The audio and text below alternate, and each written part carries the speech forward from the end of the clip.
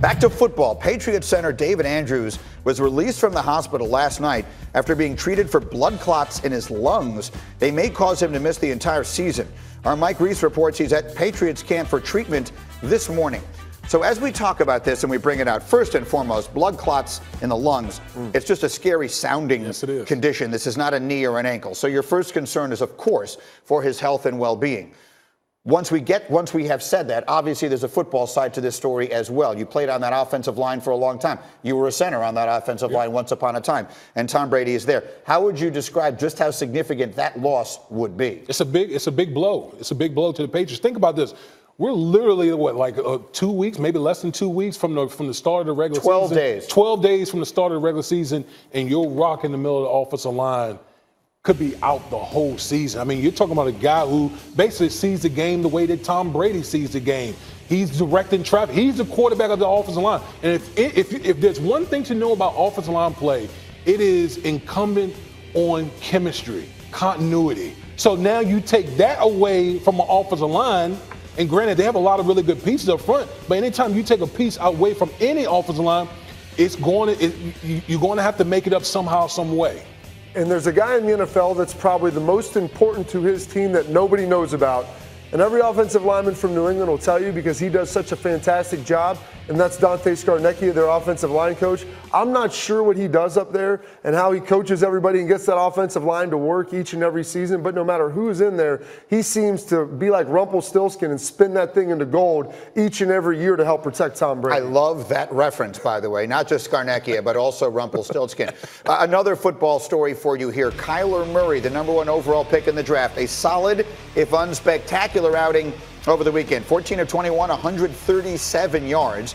If you're keeping track of his preseason stats, you can chalk one down as exciting, or the starts, excuse me. These are his 3 starts. One was exciting, one was frightening, and the third one there was mostly solid. In the 3 games, he's completed 64% of his passes. It's better than Dwayne Haskins. It's far behind Daniel Jones. We're comparing the 3 first-round rookie quarterbacks. He's also barely averaged 5.4 yards per attempt, which is the worst of the 3, and is the only one of the 3 without a touchdown pass. We also think he's on the worst team, but we don't really know that. And so I want to bring Mr. Feinbein back into this conversation because I've not had you here since the NFL draft when, to the surprise of no one, but I think the overwhelming fascination of many, Kyler Murray goes to play for Cliff Kingsbury. So you have this unorthodox quarterback. Again, his size is unprecedented in the sport. And this coach who comes from a college program with a losing record and this wide-open offensive attack, what do you expect it to be this year? I'm not really surprised, and I know I'm going against the grain here, but I had some doubts. And every time you question someone who we all declare as the #1 pick, people rain down on you. But I've seen some things over the years, and I still have a hard time remembering, or I do have an easy time remembering him at Texas A&M when he just simply couldn't get off the ball.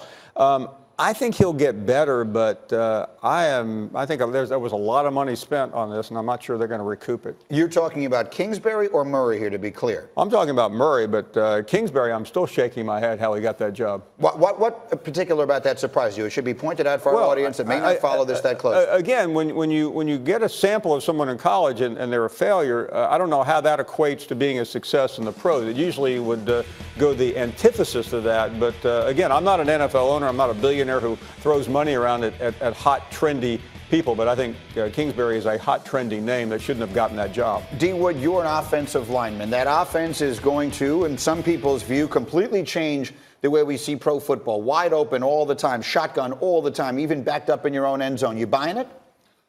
Were people buying Chip Kelly? They were.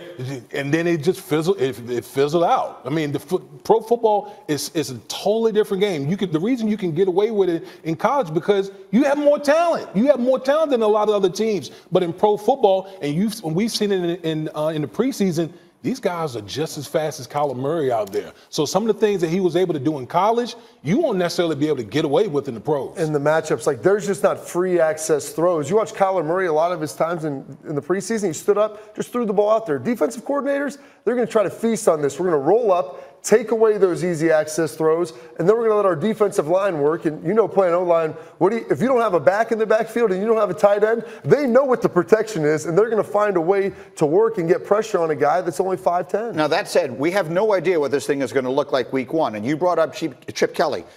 For a little period of time, with Michael Vick running his offense, that offense was spectacular, and it was sort of unprecedented. We're expecting something like this. So if you're preparing to play defense against Arizona week 1, what are you preparing for? They'll have some wrinkles. They'll go up tempo. They're going to have plays that you haven't seen. But much like a pitcher in the major leagues, they may flip from one conference to the other. But once you start going through that cycle again, coordinators begin to figure it out. These NFL defensive coordinators get paid a heck of a lot of money. They have great players. And as soon as someone gets a game plan about how to slow them down, they're going to see it over and over and over again until they change what they're doing. Okay, so we've got all of that here. We've got Kyler Murray, the #1 pick in the draft and getting set to start his season.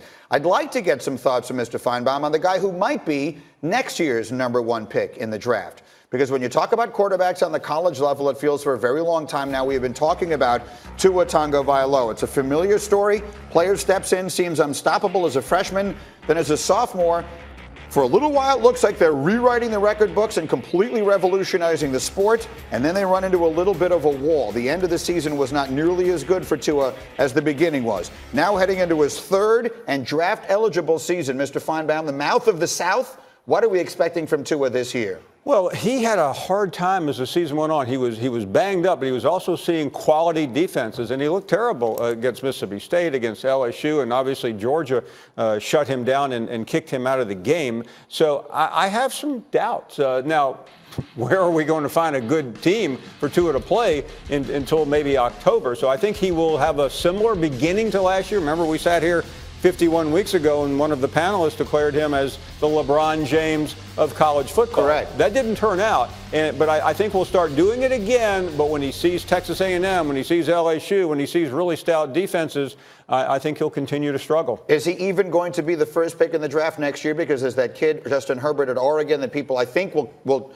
talk themselves into loving, if only because of his size. I really like Herbert, and you said it. Kyler Murray likes size with Tua. I think that's an issue in the NFL. Herbert's accuracy dropped last year, and some people jumped off of him. But right now, I would go with Justin Herbert as the top quarterback taken. Bob, you cover a lot of college football there, obviously, and you see the quarterbacks all. Which one of those two guys do you have your eye on? Tua has a lot more talent around him, which has allowed him to be successful. But Justin Herbert is a big, pretty guy. I think he has more upside as far as physically what he's going to be able to do. And I think he's going to make a pretty big jump this year in accuracy. I like what I've seen out of him so far. Have you seen these guys play? Oh, I've seen them play. Listen, I know how NFL types are. When you get to the underwear Olympics and they look at a guy like Justin Herbert, oh, man, he has the prototypical. People start talking themselves into it. That's what I would have thought last year. That's what I thought would happen with Dwayne Haskins over Kyler Murray, and it didn't. He'll be up against the best defensive line in the country Saturday night.